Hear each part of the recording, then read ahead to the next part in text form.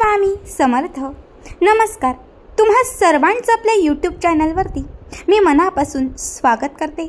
स्वामींच्या कृपेने तुमचा आजचा हा दिवस आनंदाचा, सुखाचा आणि समाधानाचा जावोत एवढीच स्वामींच्या चरणी प्रार्थना करते आणि आपल्या आजच्या नवीन व्हिडिओला पुन्हा एकदा नव्याने सुरुवात करते. भक्तांनो, पहा, जसं की सगळ्यांनाच माहिती आहे, सध्या संपूर्ण देशभर शारदीय नवरात्री उत्सव हा मोठ्या उत्साहाने सुरू आहे. आज शारदीय नवरात्री उत्सवातील 8वी माळ आणि प्रत्येक वर्षी 8व्या माळीवर आपण अष्टमी साजरी करतो. नवरात्र संपण्यासाठी शेवटचा एक दिवस शिल्लक राहिलेला आहे. म्हणजे उद्या नवमी आहे आणि नवमीनंतर ही नवरात्र समाप्त होणार आहे. खरं तर नवरात्रीचे 9ही दिवस माता दुर्गाच्या नवरूपांची पूजा करण्यासाठी, माता लक्ष्मीला प्रसन्न करण्यासाठी, आपल्या कुलदेवीला जागृत करण्यासाठी नवरात्रीचे हे 9ही दिवस अत्यंत प्रभावी मानले जातात. या नवरात्रीमध्ये जर सर्वात महत्त्वाचं विशेष महत्त्व कशाला असेल तर ते म्हणजे गोमातेच्या सेवेला. कारण गोमातेच्या उदरात 33 कोटी देवांचा वास असतो. माता लक्ष्मीचंच एक स्वरूप असणारी गोमाता आपल्या हिंदू संस्कृतीमध्ये अत्यंत पवित्र मानली जाते. या नवरात्रीमध्ये तुम्ही कितीही पूजा अर्चा केली असेल, कितीही पाठ मंत्र होम हवन केले असतील आणि जर तुम्ही गोमातेची सेवा विसरला असाल तर तुम्ही केलेल्या सेवेचं पूर्ण फळ हे मिळणार नाही. आजच्या व्हिडिओमध्ये मी तुम्हाला नवरात्र संपण्याच्या आत, म्हणजे शेवटचे आज आणि उद्या असणारे हे जे 2 दिवस आहेत, हे 2 दिवस संपण्याच्या आत तुम्हाला गोमातेला ही एक वस्तू खाऊ घालायची आहे. जर नवरात्रीच्या अगोदर, म्हणजे नवरात्रीच्या या 9 दिवसांच्या कालावधीमध्ये तुम्ही ही एक वस्तू गोमातेला खाऊ घातली तर तुमचं भाग्य उजळेल. नवरात्रीत जी सेवा तुम्ही केलेली असेल त्याचं पूर्ण फळ लाभेल. अगदी नवरात्रीत तुम्हाला जास्त काही जमलंही नसेल करायला तर या एका सेवेने तुमच्या आयुष्यात अखंड लक्ष्मीची कृपा राहील. 33 कोटी देवांचा आशीर्वाद तुम्हाला प्राप्त होईल, ज्यामुळे तुमचं जे भाग्य, तुमचं जे नशीब आहे हे चमकून उठेल. बघा, तुम्हाला गोमातेला ही एक वस्तू खायला द्यायची आहे आणि त्यासोबत आपली जी इच्छा असेल तर ती इच्छा देखील गोमातेला सांगायची आहे. त्याचबरोबर आपल्याला गोमातेच्या या एका अंगाला स्पर्श करायचा आहे, ज्यामुळे आपल्या कितीही कठीण मनोकामना असतील, कितीही कठीण इच्छा असतील, बऱ्याच दिवसापासूनच्या तुमच्या ज्या इच्छा पूर्ण होत नसतील तर त्यासुद्धा इच्छा नक्कीच गोमाता पूर्ण करेल. त्यासोबतच आपल्याला आपल्या कुलदेवीचा आशीर्वाद मिळेल आणि दुर्गा मातेचा सुद्धा आशीर्वाद मिळेल. नवरात्रीच्या 9 दिवसांमध्ये दुर्गेच्या नवरूपांची आपण पूजा करत असतो. त्याचप्रमाणे आपण आपल्या कुलदेवीची सेवा करत असतो. जेवढं जमेल तेवढं तर आपण या 9 दिवसांमध्ये पूजा, पाठ, उपासना ह्या सगळ्या गोष्टी करण्याचा प्रयत्न करत असतो. आणि त्यापैकीच अतिशय साधी आणि सोपी गोष्ट म्हणजे गाईला आपल्याला ही एक वस्तू जी आहे तर ती खायला द्यायची आहे. आता ही वस्तू कोणती असणार आहे? एका विशिष्ट प्रकारे आपल्याला ती गाईला खायला द्यायची आहे.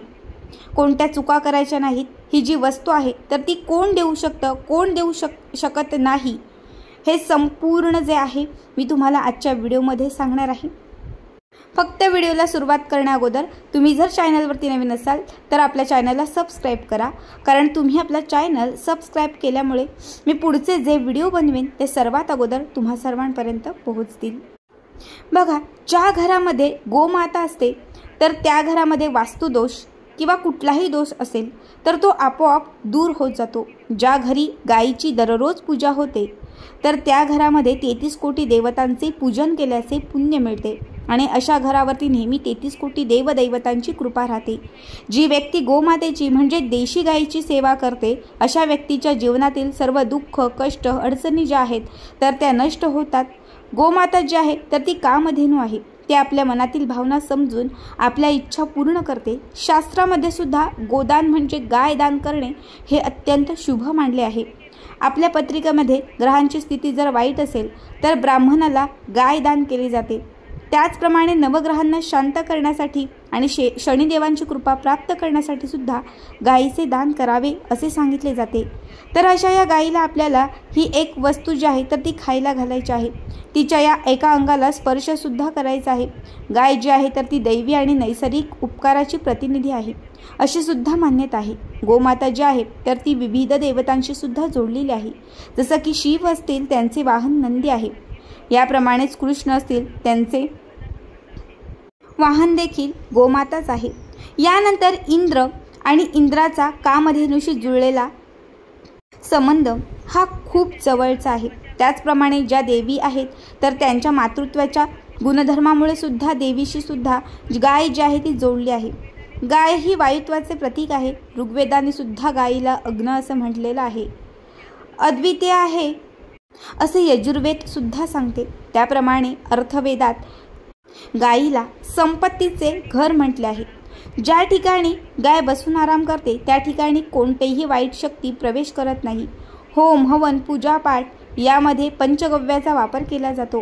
गायीच्या शेणाचा ज्या गौऱ्या आहेत तर त्याचा धूर केल्याने वातावरण शुद्धी होते। त्याप्रमाणे गायीच्या गळ्यामध्ये जर घंटा बांधली तर 33 कोटी देवांची आरती केल्याचे पुण्य आपल्याला मिळते।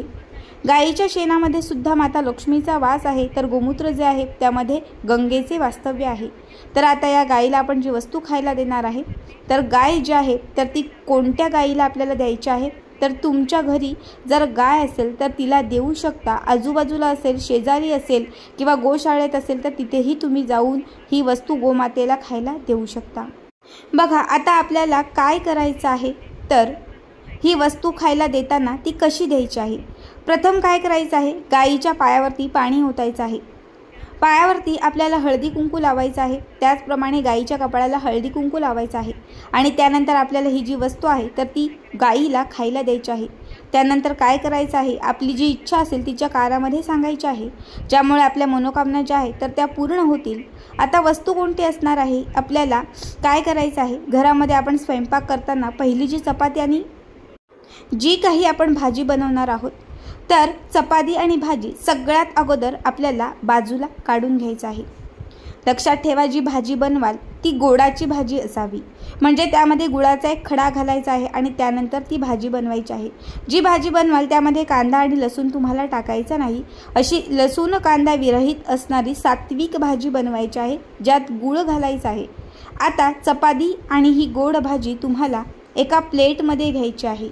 त्यासोबत जी चपाती तुम्ही घेणार आहात त्याला थोडंसं तूप लावायचं आहे। थोडी भाजी एका बाजूनी आणि तुम्हाला हरभरा डाळ असते जिला आपण चना डाळ असं म्हणतो, तर ही हरभरा डाळ तुम्हाला उकळून घ्यायची आहे आणि उकळलेली ही जी डाळ आहे त्यामध्ये थोडी साखर किंवा गूळ घालून तुम्हाला ही हरभरा डाळ देखील तुम्हाला त्या चपातीवरती घ्यायची आहे। भाजी, डाळ, चपाती आणि त्याला लावलेलं तूप ह्या वस्तू घेऊन कुठल्याही गोमातेजवळ तुम्हाला जायचं आहे। आता हे जे तुम्ही घेतलेलं आहे हे सगळं घेऊन गोशाळेत किंवा जिथे गोमाता असेल तिथे जाऊन तुम्हाला याचा घास गोमातेला खाऊ घालायचा आहे। याने तुमचं दुर्भाग्य बदलेल, गोमातेचा आशीर्वाद राहील, 33 कोटी देवांचा आशीर्वाद तुमच्यावरती प्राप्त होईल। समजा ज्यांना हा घास देणे शक्य नसेल तर हिरवा चारा आपल्याला गायीला खायला द्यायचा आहे। ज्या व्यक्तीचे भाग्य साथ देत नाही तर अशा व्यक्तीने आपल्या उजव्या तळ हातावरती गुळाचा खडा ठेवून तो गायीला चाटायला द्यायचा आहे। गायीचा आपल्या हाताला स्पर्श झाल्यामुळे आपल्या हातावरच्या ज्या रेषा आहेत तर त्या सक्रिय होतात आणि आपले नशीब चमकते, आपल्याला नशिबाची साथ मिळते, आपले जे काही दुर्भाग्य आहे तर ते भाग्यामध्ये बदलते। त्याचप्रमाणे आपली मुले अभ्यासामध्ये मागे असतील तर त्यांच्या हातून हिरवा चारा खायला द्यावा, यामुळे मुलांची स्मरणशक्ती सुधारते, मुलांचा किरकोळ हट्टीपणा सुद्धा कमी होतो। हिरवा चारा खाऊन गोमाता जी आहे ही आशीर्वाद देते, ज्यामुळे मुलांच्या बुद्धीची वाढ होत जाते। बघा हिरवा चारा हा बुधग्रहाशी निगडीत आहे। जेव्हा तुमची मुलं हिरवा चारा हा गोमातेला खाऊ घालतात तेव्हा त्यांचा बुधग्रह जो आहे हा स्थिर होतो, बुधग्रह हा मजबूत होतो, ज्यामुळे तुमच्या मुलांची प्रगती होऊ लागते। तर या काही गोष्टी आहेत, या आवर्जून तुम्ही करा। नवरात्र संपण्याच्या अगोदर गोमातेला एक तरी गोष्ट नक्कीच खाऊ घाला। आजचा हा व्हिडिओ कसा वाटला कमेंट करा आणि असेच पुढचे व्हिडिओ पाहण्यासाठी चॅनलला सबस्क्राईब करा। श्री स्वामी समर्थ, जय जय स्वामी समर्थ।